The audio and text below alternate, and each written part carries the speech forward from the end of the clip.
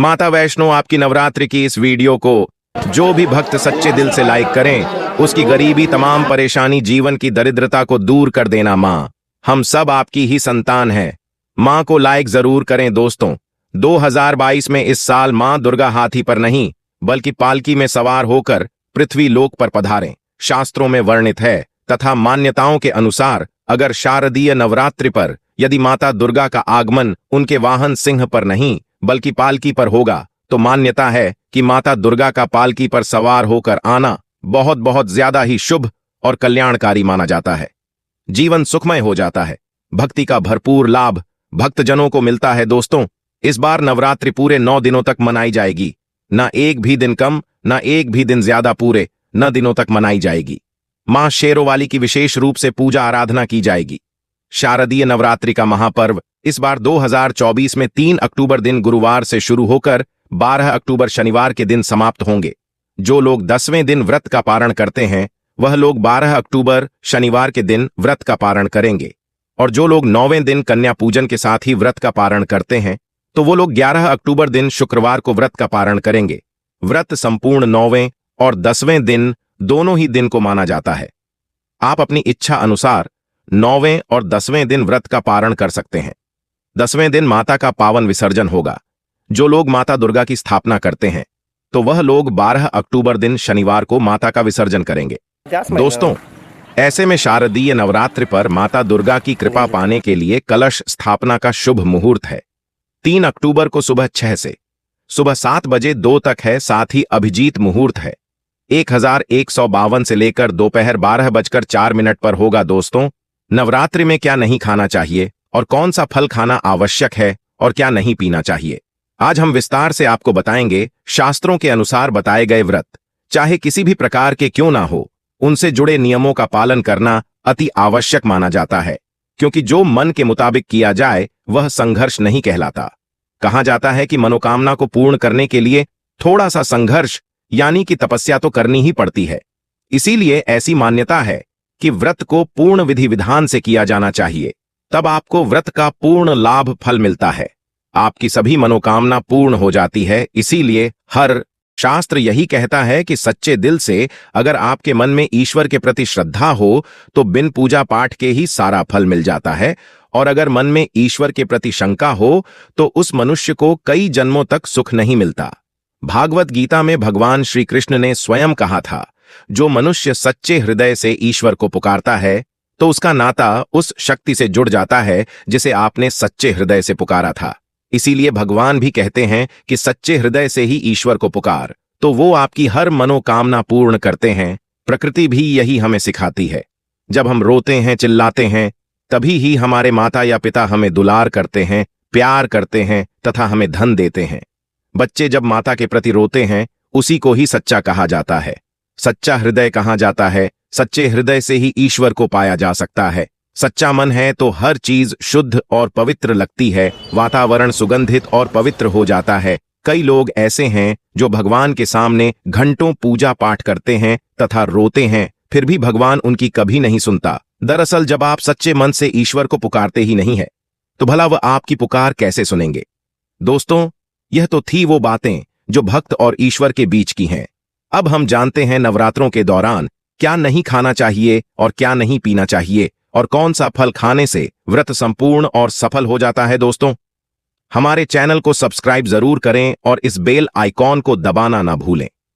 तो आइए शुरू करते हैं। दोस्तों, नवरात्रि के दिन सेब जरूर खाना चाहिए। शास्त्रों में बताया जाता है कि भगवान के भोग में सेब आदि जरूर अर्पित किया जाता है। अगर आपका व्रत है तो आपको सेब जरूर खाना चाहिए। केला, पपीता, तरबूज और मीठे अंगूर जरूर खाना चाहिए। इन फलों से व्रतधारी को शक्ति मिलती है और व्रत संपूर्ण हो जाता है। शास्त्रों में बताया जाता है कि नवरात्रों के दिनों में सीताफल जरूर खाना चाहिए। सीताफल खाने से 10 ऐसी बीमारियां हैं जो खत्म हो जाती हैं। माना जाता है कि नवरात्रों के दिनों में सीताफल का घर में प्रवेश होना बड़ा ही शुभ माना गया है। सीताफल खाने से नवरात्रि का व्रत सफल हो जाता है, क्योंकि इसमें माता सीता का आशीर्वाद मिला हुआ होता है। नवरात्रि के दौरान इसे जो भी खाता है उसे दुखों का सामना नहीं करना पड़ता। सीताफल आपको जरूर खाना चाहिए। दोस्तों, नवरात्रों में व्रतधारी को डब्बा में जो बंद लस्सी डब्बा बंद जूस नहीं पीना चाहिए, उसमें कई केमिकल मिले होते हैं जिसके कारण आपका व्रत टूट सकता है। जब भी आप फलों का जूस पिएं तो याद रखें, उसमें नमक ना डालें, नहीं तो व्रत टूट जाएगा। साथ ही साथ जूस में बर्फ भी नहीं डालना चाहिए। फलों का सादा जूस पीने से व्रत सफल होता है। दोस्तों, नवरात्रि के दौरान सिंगाड़े का आटा या संगीत कुत्तराम कीड़े वगैरह पड़ जाते हैं, जिसके कारण आपका व्रत टूट सकता है, क्योंकि यह छोटे छोटे कीड़े हमें दिखाई नहीं देते और आपके मुंह तक पहुंच जाते हैं। ऐसा आटा खाना मतलब कीड़े मकोड़े का मांस खाने के बराबर माना गया है। नवरात्रि के दौरान आप शाम के समय खाने में दही ले आलू वगैरह खा सकते हैं। साबूदाने की टियां बनाकर खा सकते हैं। साबूदाने के और आलू के पापड़ भी खा सकते हैं। कई सब्जियां तो ऐसी हैं जो नवरात्रि के दौरान भोजन में शामिल कर सकते हैं। इससे आपको एनर्जी मिलेगी और व्रत सफल हो जाएगा। नवरात्रि के दौरान आप दूध पी सकते हैं, जो आपको ताकत देगा। चाय वगैरह भी पी सकते हैं, लेकिन याद रहे उसमें नमक न डाले। एक बात का ध्यान रहे, व्रतधारी को पेट भर खाना यानी गले तक भोजन नहीं करना चाहिए, नहीं तो व्रत रखने का कोई भी फायदा नहीं होगा। थोड़ा थोड़ा खा सकते हैं। दोस्तों, नवरात्रि के 9 दिन आदिशक्ति मां दुर्गा को समर्पित होते हैं। नवरात्रि के 9 दिन माता रानी के 9 अलग अलग स्वरूपों का पूजन किया जाता है। नवरात्रि के 9 दिनों में माता रानी को अलग अलग स्वरूप के हिसाब से अलग अलग पुष्प, अलग अलग भोग अर्पित किए जाते हैं। लेकिन क्या आप जानते हैं, कुछ ऐसी वस्तु है जिन्हें नवरात्रि के दौरान भूलकर भी माता रानी को अर्पित नहीं करना चाहिए। अगर इन वस्तुओं को आप गलती से भी माता रानी को अर्पित कर देते हैं तो आपको व्रत और पूजन का पूर्ण लाभ नहीं होगा। इसीलिए माता रानी की कृपा प्राप्त करने के लिए आपको यह जानना अति आवश्यक है कि वह कौन सी ऐसी वस्तु है जो माता रानी के पूजन में भूलकर भी इस्तेमाल नहीं करना चाहिए। तो आइए मां का जयकारा लगाते हुए वीडियो को शुरू करते हैं। दोस्तों, नंबर 1, नवरात्रि के दौरान शादीशुदा महिलाओं को सफेद कपड़े पहनकर पूजा पाठ नहीं चाहिए। साथ ही साथ काले कपड़े भी नहीं पहनना चाहिए। इससे पूजा व्रत आदि खंडित हो जाते हैं। माता की चौकी जब आप लगाए तो उसके नीचे कागज नहीं लगाना चाहिए। माता की चौकी हमेशा लाल कपड़ा बिछाकर ही बनानी चाहिए। हमेशा याद रहे, नवरात्रों के इन 9 दिनों तक व्रतधारी को अपना आसन मां की चौकी के आगे ही लगाना चाहिए और वहीं पर आपको सोना चाहिए। मंदिर को नवरात्रों के दौरान अकेला नहीं छोड़ा जाता, बहुत ही अशुभ माना जाता है। इससे दुर्गा माता नाराज हो जाती है और हमेशा के लिए चली जाती है। दोस्तों, नंबर 2, नारियल। हिंदू धर्म में नारियल को समृद्धि, धन, श्रद्धा और सम्मान का सूचक माना जाता है। नारियल को श्रीफल भी कहा जाता है। नारियल को सुख समृद्धि में वृद्धि करने वाला माना जाता है। नारियल का हर मांगलिक कार्य में विशेष महत्व होता है। जैसे कि आप सभी जानते हैं कि माता रानी के कई मंदिरों में नारियल से बलि भी दी जाती है और माता रानी के पूजन में नारियल का इस्तेमाल हम सभी करते हैं। खासकर कलश की स्थापना नारियल रखकर ही की जाती है। माता रानी के पूजन में हम नारियल इस्तेमाल करते समय कुछ गलतियां कर बैठते हैं। दोस्तों, नारियल कई प्रकार के होते हैं, एक हरा, दूसरा सूखा, जिसके अंदर पानी होता है। जिस नारियल के अंदर पानी होता है, माता रानी के पूजन में सदैव पानी वाला और जटा वाला नारियल ही इस्तेमाल करें। नारियल पूर्ण होना चाहिए। नारियल चटका हुआ या टूटा हुआ नहीं होना चाहिए, क्योंकि साबुत नारियल ही पूर्ण और पवित्रता का प्रतीक होता है। साबुत नारियल ही सुख समृद्धि का प्रतीक होता है। साबुत नारियल को ही श्रीफल यानी कि मां लक्ष्मी का फल कहा जाता है। नवरात्रि में माता रानी के कलश की स्थापना करते समय जटा वाला यानी पानी वाला नारियल ही कलश पर स्थापित करना चाहिए। दोस्तों, साथ ही यह ध्यान रखना चाहिए कि नारियल को सदैव कलश के ऊपर लिटाकर रखना चाहिए। घट स्थापना करते समय कभी भी नारियल को खड़ा करके नहीं रखा जाता। नारियल को सदैव लिटाकर कलश के ऊपर रखा जाता है। साथ ही नारियल को स्थापित करने पहले आप नारियल को लाल कपड़े में लपेटकर उस पर और फिर लाल चुंदरी उड़ाकर आप नारियल को कलश के ऊपर स्थापित करें। शास्त्रों के अनुसार कलश के ऊपर जब सही तरीके से नारियल रखा जाता है और सही प्रकार का नारियल रखा जाता है, तभी व्रत और पूजन का पूर्ण फल प्राप्त होता है। यह भी ध्यान रहे कि महिलाएं माता रानी को नारियल अर्पित तो कर सकती हैं, लेकिन कभी भी माता रानी के सामने नारियल को भूलकर भी ना तोड़े, क्योंकि नारियल बीज रूप होता है और स्त्रियों बीज रूप से ही शिशु को जन्म देती है। इसीलिए कभी भी महिलाओं को नारियल नहीं तोड़ना चाहिए। दोस्तों, नंबर 3, लौंग।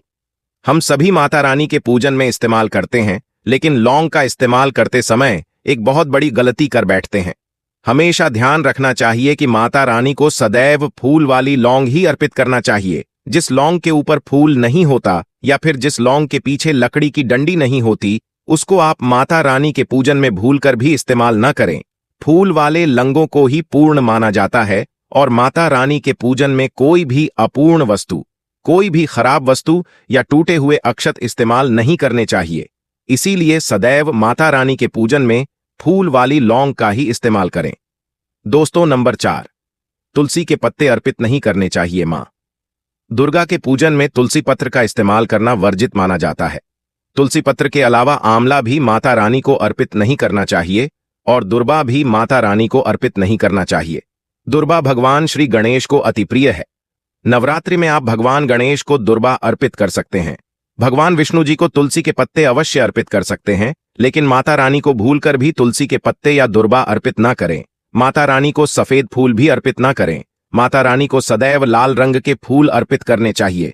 लाल रंग के फूल माता रानी को अति प्रिय है। खासकर माता को गुड़हल और कमल के फूल अति प्रिय है। शास्त्रों में बताया जाता है कि घर में माता रानी की 2 या 3 मूर्तियां या फोटो नहीं होनी चाहिए। इस बात का भी आप विशेष ध्यान रखें कि माता रानी के पूजन में कोई भी खंडित चीज इस्तेमाल ना करें।